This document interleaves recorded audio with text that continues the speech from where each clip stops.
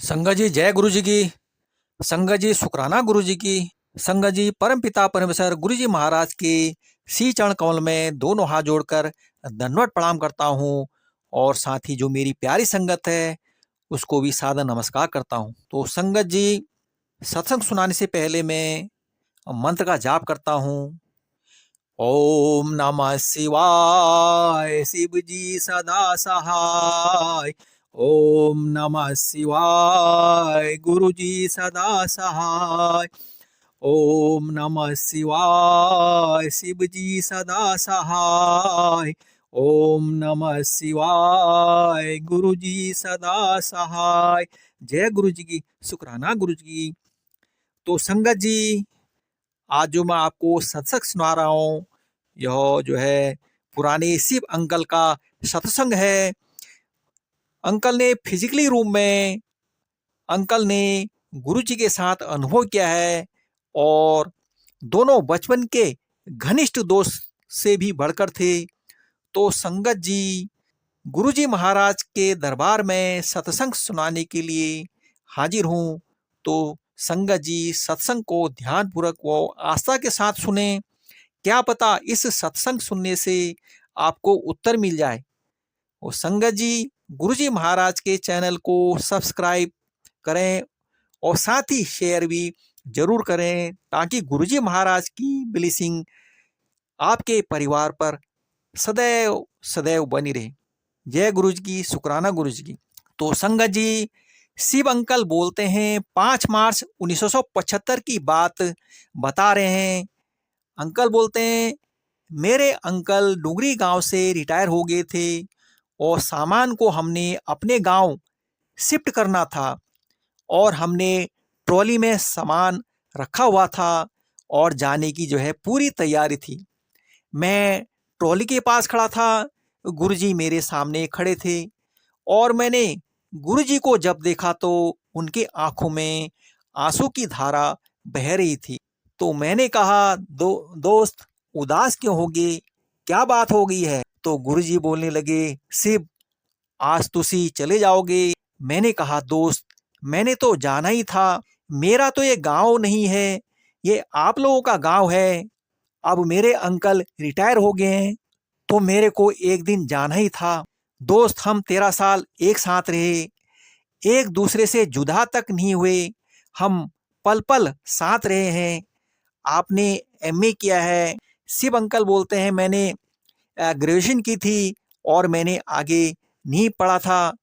तो गुरुजी ने तो एमए इकोनॉमिक्स से की थी। गुरुजी ने मैट्रिक की 69 में और उसके बाद ग्रेजुएशन किया था 73 में। एमए इकोनॉमिक्स की थी 75 में। गुरुजी पढ़ने में इंटेलिजेंस थे, टॉप क्लास। पढ़ना तो गुरुजी ने क्या था, टॉप क्लास, फर्स्ट आते थे क्लास में और टॉप करते थे और हम पीछे रह जाते थे। तो शिव अंकल बोले, मैंने गुरुजी को बोला, दोस्त उदास ना हो, हमने तो एक दिन जुदा होना ही है।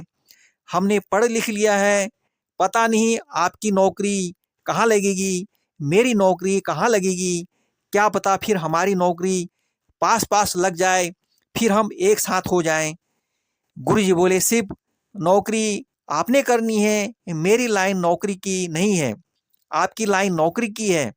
शिव अंकल बोलते थे, मैं समझता नहीं था कि गुरुजी इतना पढ़ लिख कर नौकरी क्यों नहीं करेंगे, किस लिए पढ़ाई की इतना। अंकल बोलते हैं कि उसी समय मेरे फादर साहब आगे बोले, क्या बात हो गई? मैंने बोला कि आज मेरा दोस्त बहुत उदास है क्योंकि हम जा रहे हैं। बोला, गुरुजी के पिताजी को बुलाओ।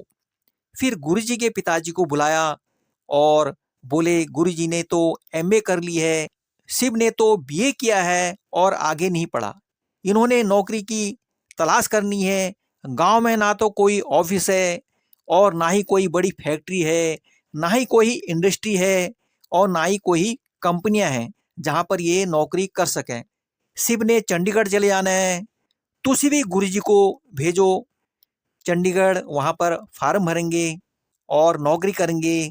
गुरुजी के पिताजी बोले, ठीक है, जो भी करोगे तुसी अच्छा करोगे, मुझे कोई समस्या नहीं है, तुसी ले जाओ। 5 मार्च 1975 नौकरी की तलाश को हम डुगरी छोड़कर अपने गांव आ गए। फिर हम अपने बुआ के घर चंडीगढ़ आ गए। 75, 76, 77 3 साल मैंने बहुत फार्म भरे।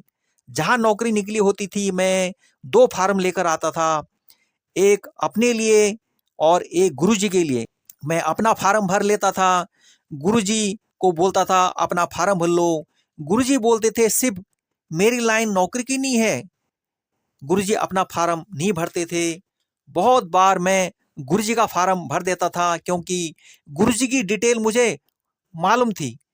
मैं गुरुजी को बोलता था तुसी साइन कर दो। गुरुजी कहते सिर्फ मैंने नौकरी नहीं करनी है, नहीं अप्लाई करना है। तो गुरुजी ने कभी साइन नहीं किए। शिव अंकल बोलते हैं खैर प्यार तो ही शिव अंकल बोलते हैं खैर प्यार तो प्यार ही था हमारा।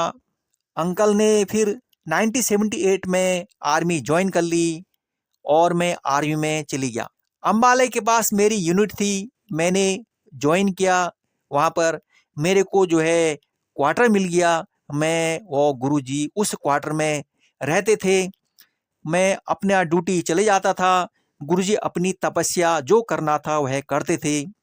महीना बीत गया, मैं ड्यूटी गया हुआ था, गुरुजी घर पर थे। हमारा एक माली होता था, उसका नाम था बलविंदर सिंह। गुरुजी ने बलविंदर को बुलाया, इधर आओ। माली दौड़ा दौड़ा गुरुजी के पास आया, बोला हाँ जी धसो। गुरुजी ने बोला आपका बेटा बीमार रहता है। माली बोला हाँ जी सर, मेरा बेटा बीमार रहता है, बचपन से ही बीमार रहता है। आज 9 साल का हो गया है, जब से पैदा हुआ है तब से लेकर बीमार ही चल रहा है। मेरी पूरी तनख्वाह डॉक्टर के पास चली जाती है, दवाई चल रखी है। जिस दिन मेरा बेटा दवाई नहीं खाता है उस दिन वह चारपाई पर लेट जाता है। गुरुजी कहते हैं जा तेरे बच्चे को ब्लीच कर दिया, एक पानी की बोतल लेकर आना। माली भागता हुआ गया और पानी की बोतल लेकर आ गया। तो गुरुजी के पास एक छोटी छोटी रुद्राक्ष की माला होती थी। गुरुजी ने माला को पानी में डाला, मंत्र जाप किया, वो एक फूंक मारी पानी में। कहते हैं जा पानी को ब्लीच कर देता, अपने बच्चे को 2-4 चम्मच रोज पिलाया करो। जिस दिन यह पानी खत्म हो गया तो समझो आपका बच्चा उस दिन ठीक हो गया। तो 20-25 दिन के बाद वह माली आया और गुरुजी के पांव पड़ गया। गुरुजी को बोला मेरा बच्चा आज 10 दिन से कोई दवाई नहीं खा रहा है और बिल्कुल ठीक है, कोई समस्या नहीं है। ये तो गुरुजी का आशीर्वाद था और जल को ब्लीच करके प्रसाद बना दिया। उसका बच्चा जो है आज ठीक हो गया। और संगत जी, शिव अंकल बोलते हैं आगे, मैं जो है ड्यूटी चले जाता था तो माली ने और को भी बताया कि शिव अंकल के घर में उनके दोस्त रहते हैं और पानी को ब्लीच करके उन्होंने मेरे बच्चे को ठीक कर दिया है। माली फिर 2 को लाया, फिर 4 को लाया, फिर 8, 10, 20। फिर मेरे को किसी ने दफ्तर में बताया कि सर जब आप ड्यूटी पर होते हो तो आपके घर में तो मेला लगा रहता है, बहुत लोग आते हैं आपके दोस्त के पास और ब्लीच होकर जाते हैं। शिव अंकल बोलते हैं जब मैं शाम को घर पहुंचा तो मैंने गुरुजी को बोला दोस्त आप क्या करते हो मेरे जाने के बाद, कोई आता है आपके पास? बोले शिव इधर किसने आना है? गुरुजी मेरे आने से पहले सबको भगा देते थे कि शिव आने वाला है और उसका जो है समय हो गया है। तो मैंने गुरुजी से बोला नहीं दोस्त, मेरे को बताया है कि मेरे जाने के बाद यहाँ पर मेला लगा रहता है आपके पास। तो गुरुजी हंसकर बोले शिव आपके यूनिट के लोग बहुत परेशान थे,